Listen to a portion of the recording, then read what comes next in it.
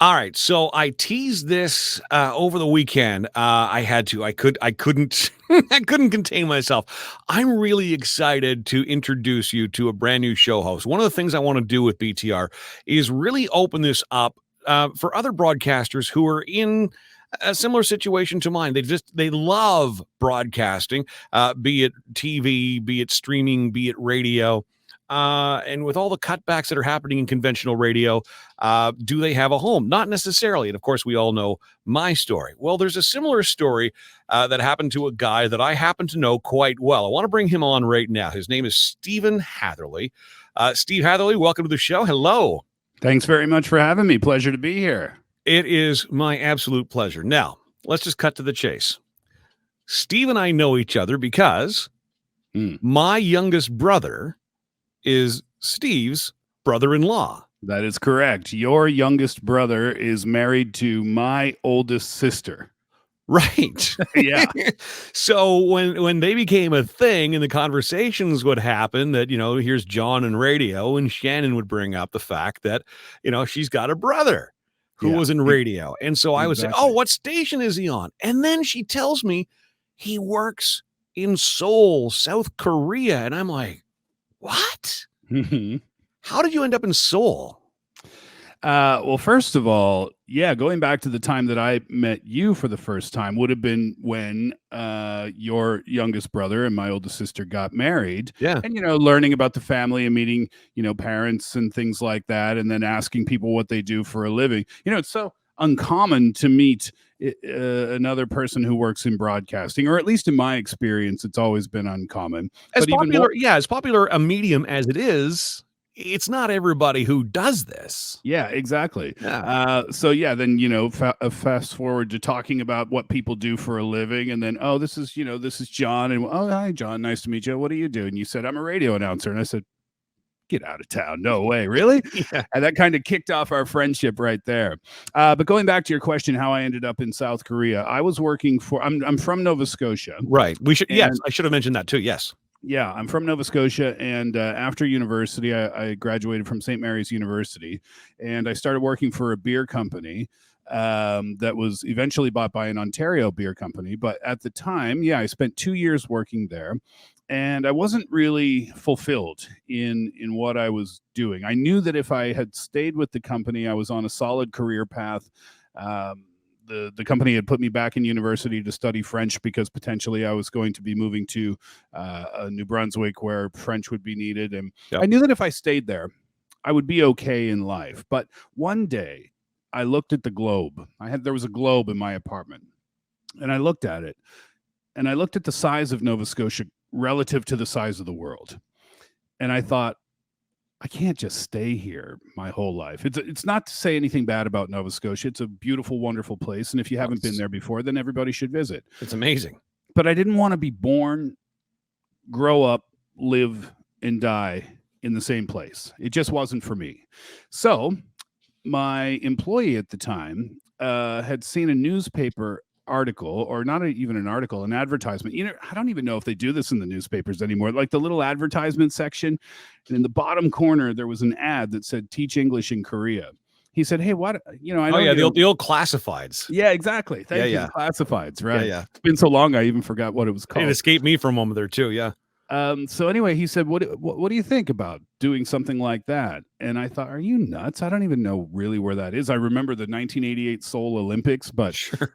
And my mom had a Korean car when I was in elementary school, but beyond that was my only connection to the country. So I said no. But you know what he did? He went ahead and he ordered the information booklet or whatever, all the stuff that they send you. He did that unbeknownst to me. And then when it came, he said, I know you said no, but I just thought I'd do it anyway, just so you could have a look. And so I had a look, and within 2 weeks, I had moved to Seoul, South Korea. Within 2 weeks, Steve? Yeah, I made the decision really quickly. That's ballsy, man. Well, what was funny was, I was 23 years old, so it's kind of like the world is your oyster kind of thing. And so I called my best friend and I said, hey, his name is Trevor. And I said, hey, Trevor, I'm going to move to Korea. He said, what? I said, yeah, I'm going in 2 weeks. He's like, that's weird and awesome. He hung up the phone. He called me back an hour later and he said, I'm going to go with you. I said, that's amazing. Whoa. So it made the whole experience of moving to Asia. I had never been to Asia before. I had never been to Korea before, or Japan or China or any of those countries. Yeah. But it made the whole process much easier, having, being there with your best friend. Sure, a couple of buddies on an adventure now. And experiencing all of those things together. So yeah, so that went that way. And then I called my mom and I said, Mom, I'm going to move to Korea. And she said, where's that? And I said, well, do you remember that green car we had when I was in grade 6? And she said, yeah. And I said, well, that's where I'm going. The country that made that. See, I'm glad you brought your parents into the conversation because I know them quite well. They're lovely folks. I have all the time in the world for your folks. They're great, great people. Yeah. But I know them well enough to know, okay, how would that conversation have gone? What would their reaction have been? How and what was the reaction? The reaction was much the same as every other kind of off the wall thing that I've done in my life, where they said, all right, well, if this is something that you really want to do, then okay. And I remember one conversation I had with my mom, and she said, well, what if it's a terrible experience? And it's true. And it doesn't matter where you move in the world. You might have a bad experience there, depending on the people that you meet, or the circumstances that you happen to find yourself in. But my answer was, if it's a bad experience, then I'll come home. But a bad experience is still an experience. And there's plenty to learn from bad experiences too, or bad people that you might encounter. I believe that. So she said, okay. And then when I was packing, she put like 65 things of toothpaste in my suitcase. I said, Mom, I'm pretty sure Korean people brush their teeth. And she said, well, you never know. I don't know what's happening over there. Moms are the best. Yeah, but I didn't move over to do radio. I moved over as an English teacher. Right.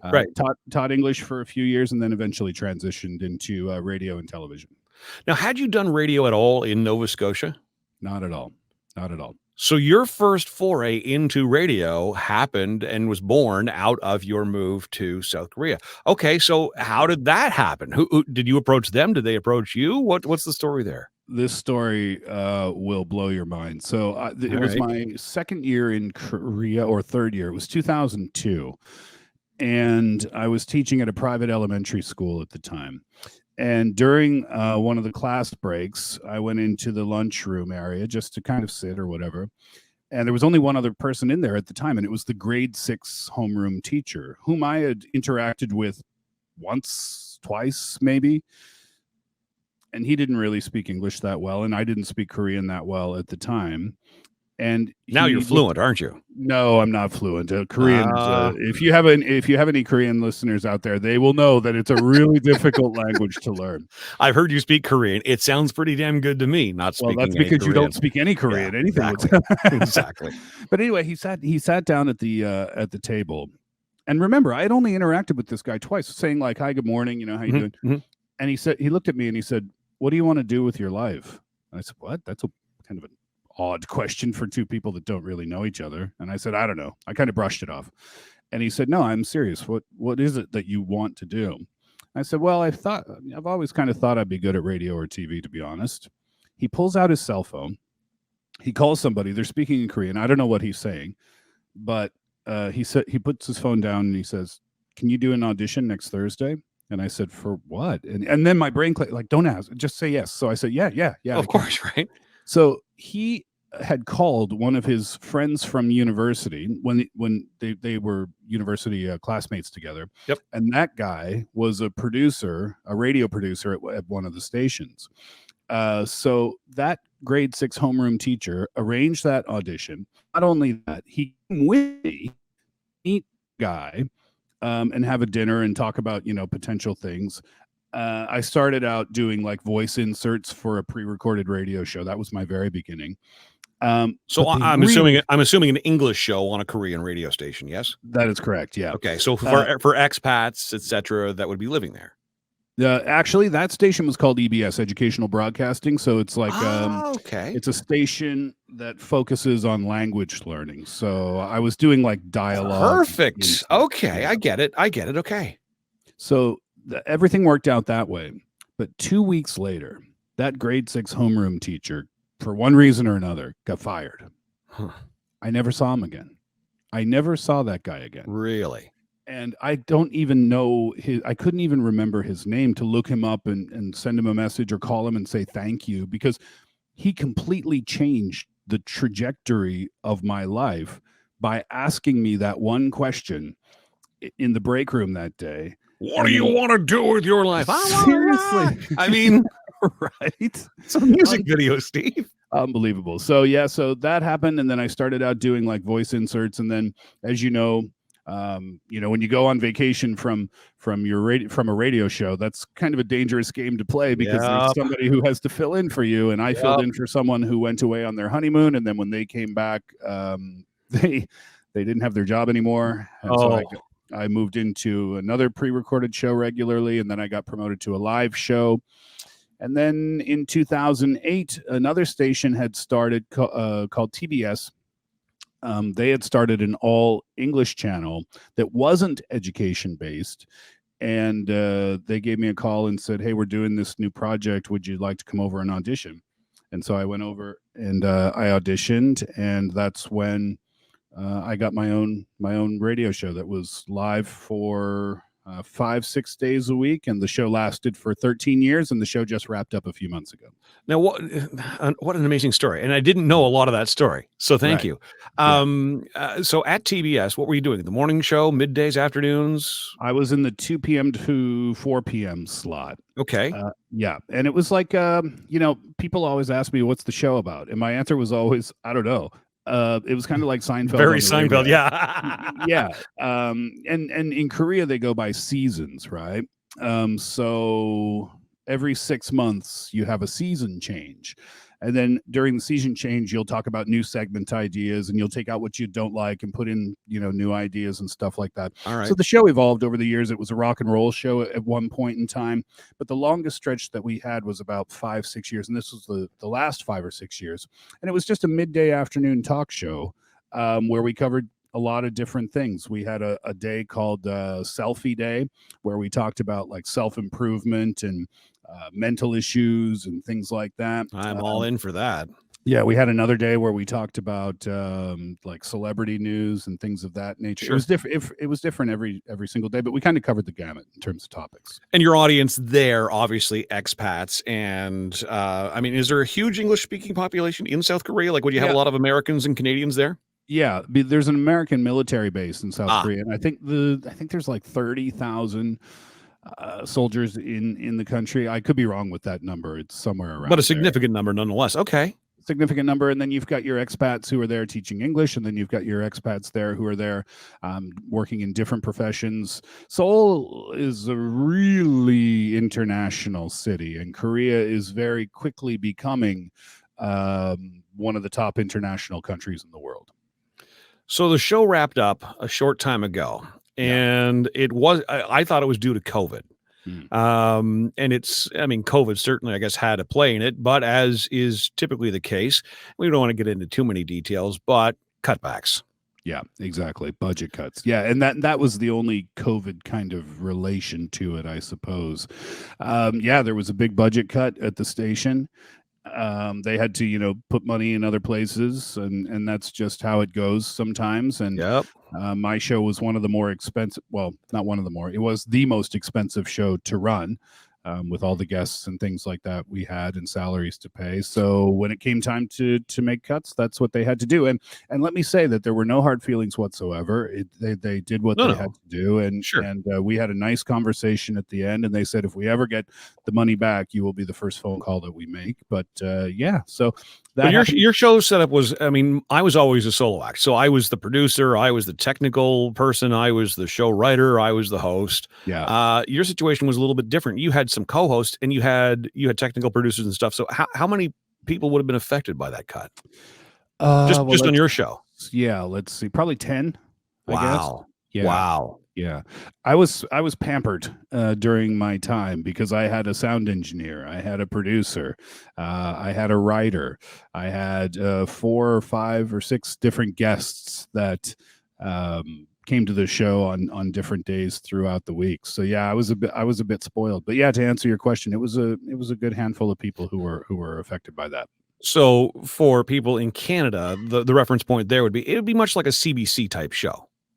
Very busy, very involved, and catering to a very specific audience for a very Mm, specific mm. reason, pardon me. But you'd have guests on the show too. I mean, obviously, artists would come to, South Korea to perform. Who would be some of the people you would have sat down and had in your studio at your time at TBS? Oh goodness, I think my first big name interview was Jason Mraz. That's pretty cool. And that was very cool. Yeah, Seoul is a place. So when artists come to Korea, typically they're doing it's kind of like an Asian leg. So they'll have a show, in Tokyo or something like that, and they'll Mhm. swing through Seoul kind of on their way. So yeah, so we get a lot of big names there. So Jason Mraz was my first big one. Yeah, lots of others. Simon Le Bon from Duran Duran. Oh, Um, come on. I love oh, Duran Duran. yeah, Tom DeLonge from Blink 182 and Angels and Cool. Airwaves. Yeah, he was a fun guy to talk to. He's a really interesting character. Johan from Linkin Park. Okay. Yeah, I mean, I could sit here and rattle But off what a would few what names. was what was their reaction? Because I mean, like if I'm an artist and I, and I'm just like that guy in Nova Scotia once upon a time. I don't really know anything about South Korea other than what I Mm, hear in the news once in a while. And mhm. the picture I would have in my mind, I'm going where? Yeah, And you want me to do some radio? How's yeah, that going to work? And then they walk in and they see this guy from Canada, yeah. speaking with a North American accent on an English radio station. What was their It's reaction to that? it's sometimes a little bit surprised, yeah, because when they walk in the room, they just assume that they're going to be interviewed by a A Korean translator. Yeah. announcer or maybe have a translator. Yeah, Right. but so yeah, surprised a little bit sometimes, but other times not surprised because in Asia you can find English language radio stations in other big cities too. Singapore, Interesting. Singapore is an easy example, but Tokyo has an all English radio station as well. So I think the artists are pretty accustomed to no Okay. matter where they go in the world, they're gonna have interviews in English. Yeah, So there's Steve out of work. That yeah, happened to me 6 years ago. And they say in, yeah, in, in the broadcast biz, you really haven't been in the biz until you've lost your job. yeah. But you took advantage of the situation. You said, you know what, I'm going to cash in some air miles points here, and I'm Mhm. going to head home for a while. So you're on a bit of a tour of North America. So you've been home to Am I Nova Scotia. am I ever? Yeah, I've been home. And then back to Ottawa, so you got to see your sister for a little bit and my brother. Yeah, You've been to Montreal, and then you got a couple of other stops. Buffalo in the next little while, and then New York City. yeah. So this is really a once in a lifetime trip, and I'm traveling with my girlfriend. I asked her if she wanted to say hello, and she suddenly disappeared in this Uh, big house, and I haven't she's seen her lovely, since. by the way. I got a chance to meet her on the weekend. She Yeah, really she is. is. Thank you for saying so. She Um, is. but yeah, Nova Scotia, and I hadn't been there in 9 years. My parents had a place in Florida, snowbirds, right? So Right. typically, I would go there if I had a Sure. chance to come home because of the weather, right? Sure. So it had been 9 years since I had been in Nova Scotia, so that was a real treat. Mm. Ottawa was not in our plans. We have no plans whatsoever on this trip. We just kind of wake up one day and see where we want to go next. That's Ottawa, awesome, though. I had never been to Ottawa before, John. I'd never been here before. Isn't Amazing. that crazy? No, Um, I mean, I get it. I think, and like I think of, my wife's a Maritimer. She's from New Brunswick, and her okay. grandfather is a typical Maritimer. He had never left the province he was born and raised in. Yeah.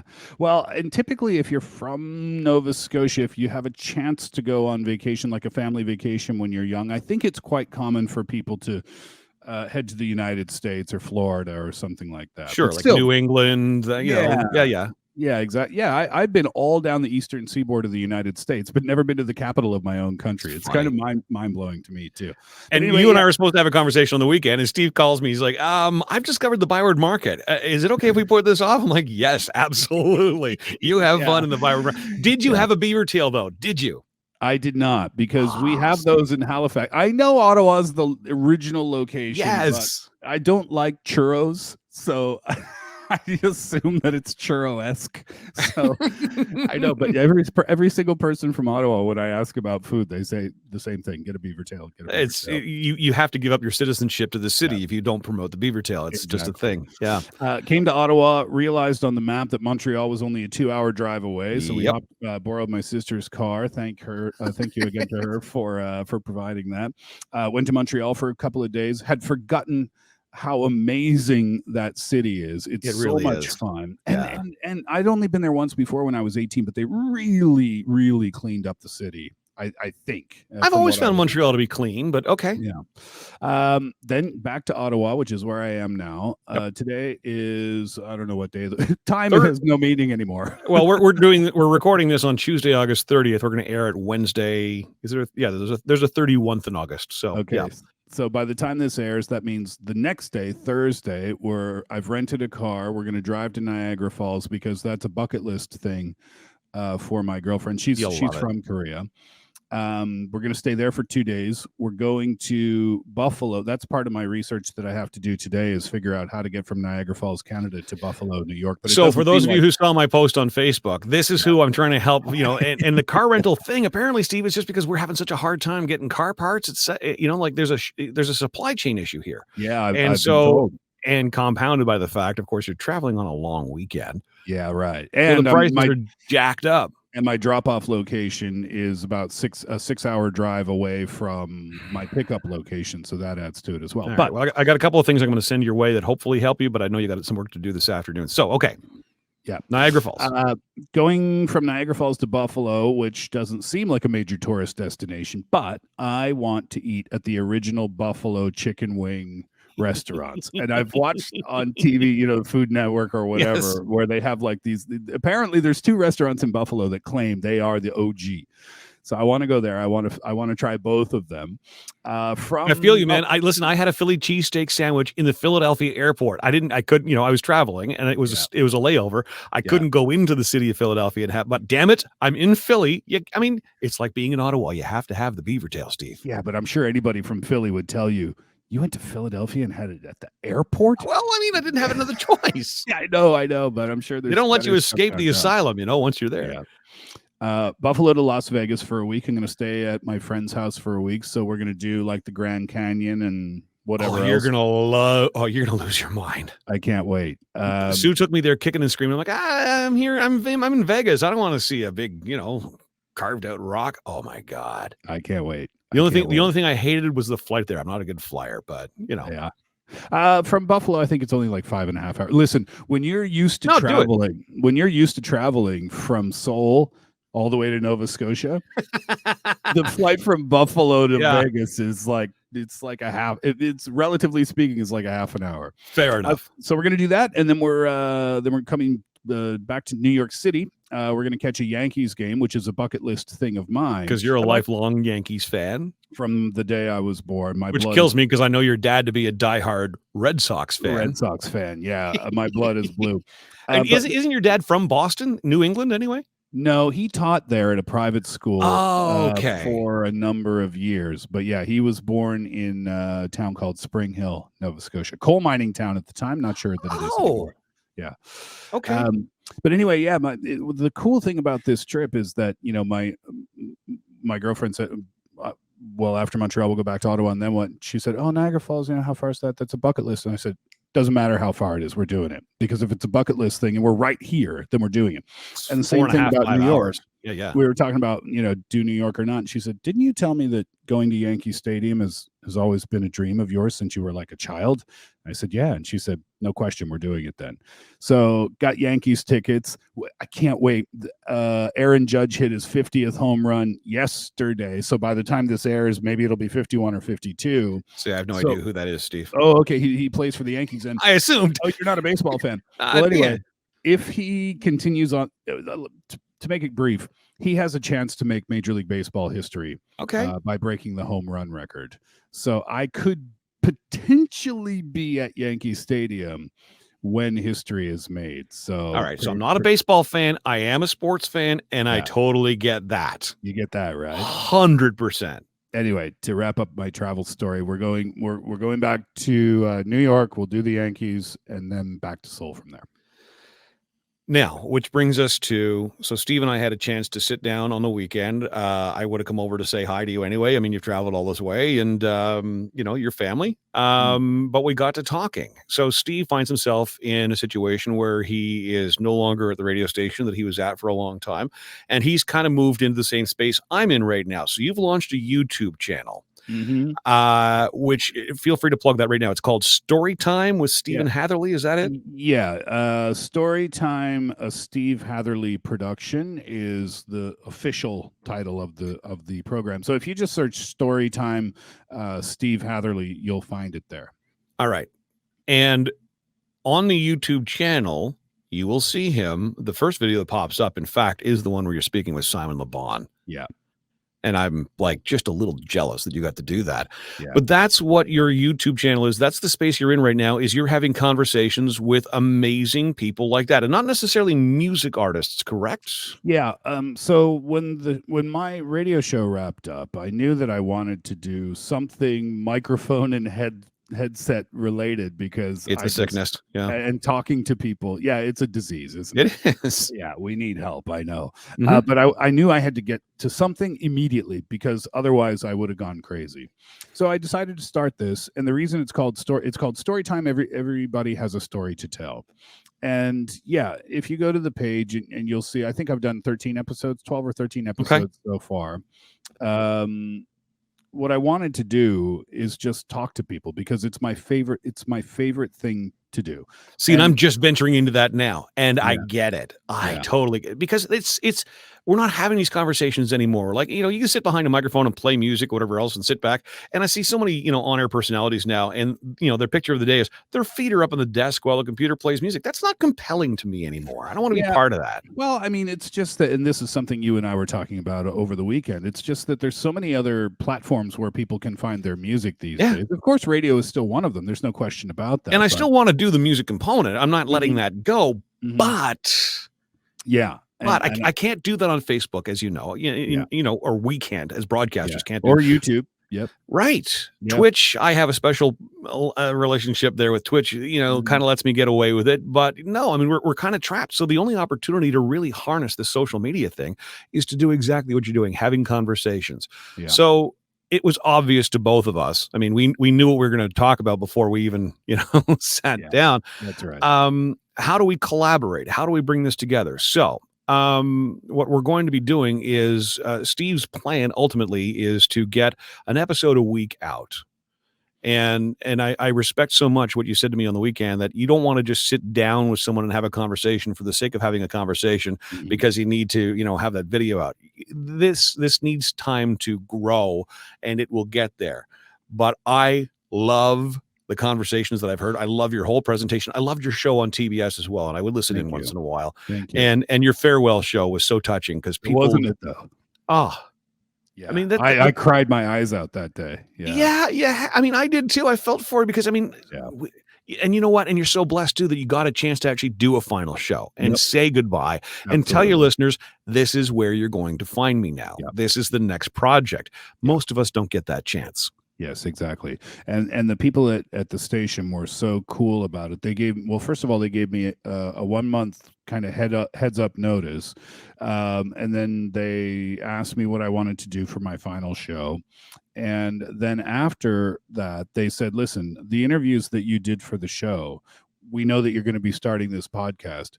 Take the interviews that you did for the show and use them for the podcast. All you have to say is at the beginning, just put a caveat out there that this interview was originally recorded for the Steve Hatherly Show on TBS EFM. Other than that, go ahead, do what you want with them. So what an amazing relationship you obviously had and still have with that radio station. That's the dream. Nobody gets that. Nobody gets that. I don't want to be misleading to your audience, where people might think, oh, okay, it's going to be Simon Le Bon every week. No, it's not.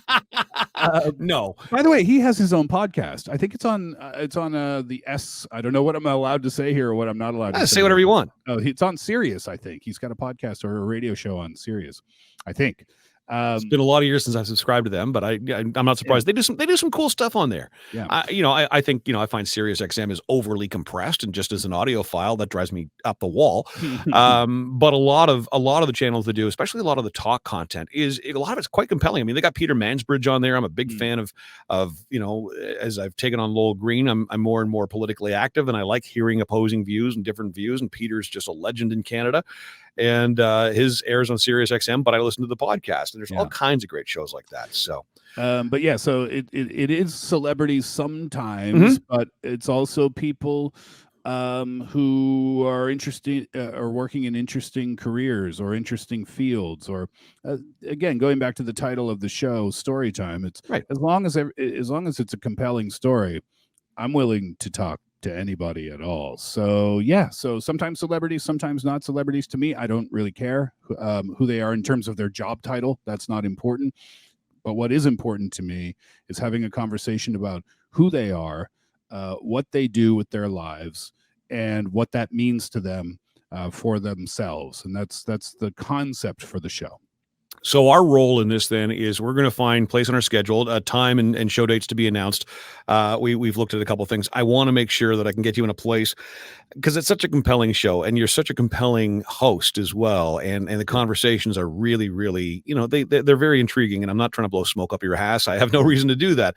But we're living in a world now where you can be in Seoul, South Korea, and do a show that happens to originate out of Ottawa. So we're gonna enable those conversations to be streamed so people can listen on their car and their smart speaker, etc., which is something you haven't had since you left the radio station.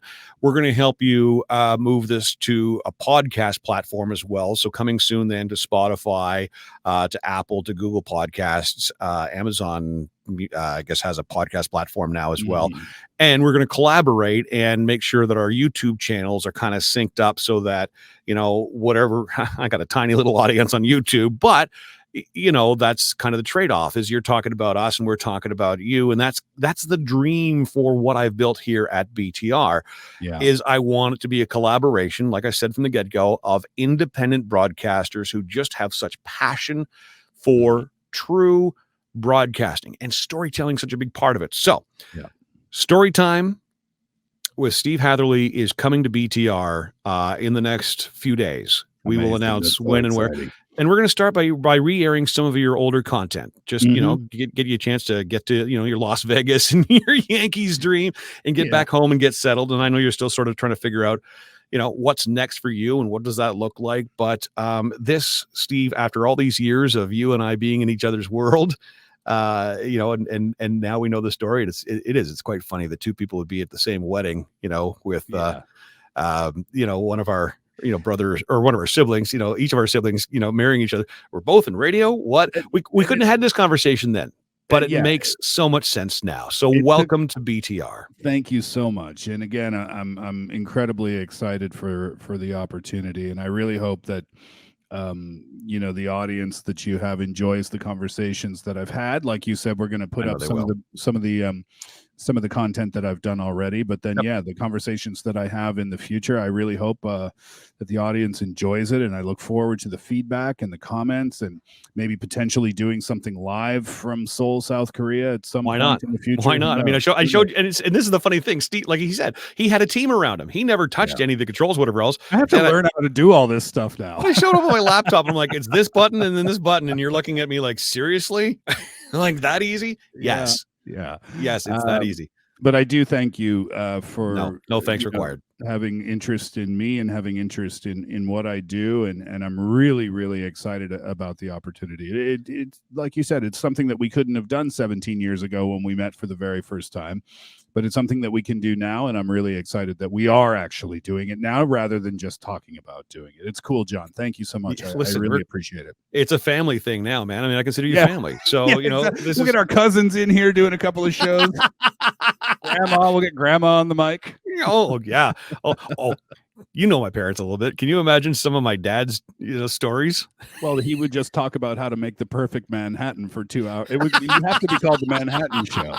Listen, I mean, I'm laughing. That man's Manhattans are for real, dude. You know what? Hey, there's a show idea right there. Get your dad on there, and it's call it the Bartender Drinking Show. with Dad. Drinking with DWD. I love it. Steve, welcome aboard. Enjoy the rest of your travels. This is a great conversation, and this is exactly the kind of thing that Steve is the master at. So before we leave, I will create a page for you on the Blast the Radio page. People can, and by the way, access it now, blasttheradio.com or the new WBTR.ca. I love radio. Don't get me wrong. I love radio, but I think the word radio for a lot of people, it doesn't register like it used to. So I'm trying to move away, and we're streaming video and stuff now. Well, video isn't radio, so Yeah. I'm trying to make it sort Well, of make a little bit more sense. and this is my opinion on that. Yeah, you're right. I mean, radio is not what it used to be. My passion for radio started when I was about 8 years old, and I could lay in my bed in Nova Scotia, in Truro, Nova Scotia, and on the old boombox. Yep, the old AM stations where we're listening to today, right? And catch Mike and the Mad Dog on WFAN 690 New York. Amazing, right? Talking about the Yankees. And it struck me, I don't know who these two guys are. I have no idea what they look like. But what a cool thing. They're in New York City. I'm in Nova Scotia, but yet here I can lie in my bed and listen to these guys banter about something that I'm interested in. Yeah. I do agree with you in one sense that the way that we get the banter has changed, but the fact remains that people interacting and having compelling conversations has not changed. And that is the beauty of what we do for a living, in my humble opinion.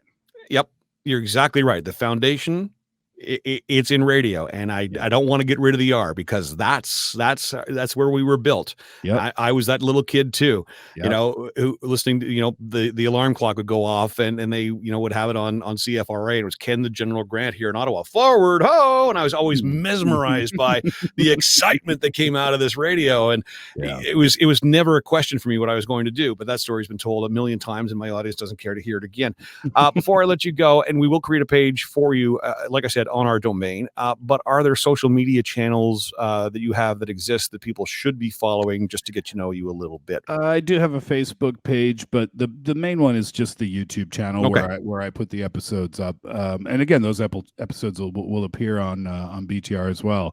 But yeah, that's the one. But go ahead, cheat on me. I'm trying to build my subscriptions or my subscribers on that too, and it's been a slow, steady process, but I've enjoyed it so much. It's a different challenge, isn't it? Because I mean, as much as it's the same, like we just said, it's also a very different beast. Yeah, exactly. So you can search Storytime Steve Hatherly on Facebook. You can find that. You can find it on Twitter, and you can find the YouTube channel as well. Steve Hatherly, the latest addition to BTR. How cool is that? I need stickers. I need T-shirts and hats.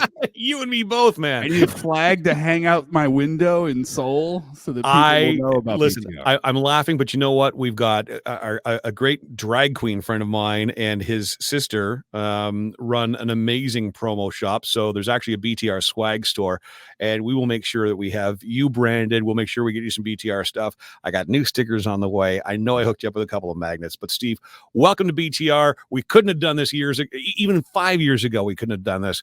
Now, I mean, it's a yes. It's an automatic yes, and I can't wait, brother. Cheers. Thank you so much, John. I appreciate it, and I appreciate your audience, and I'm looking forward to what we do together.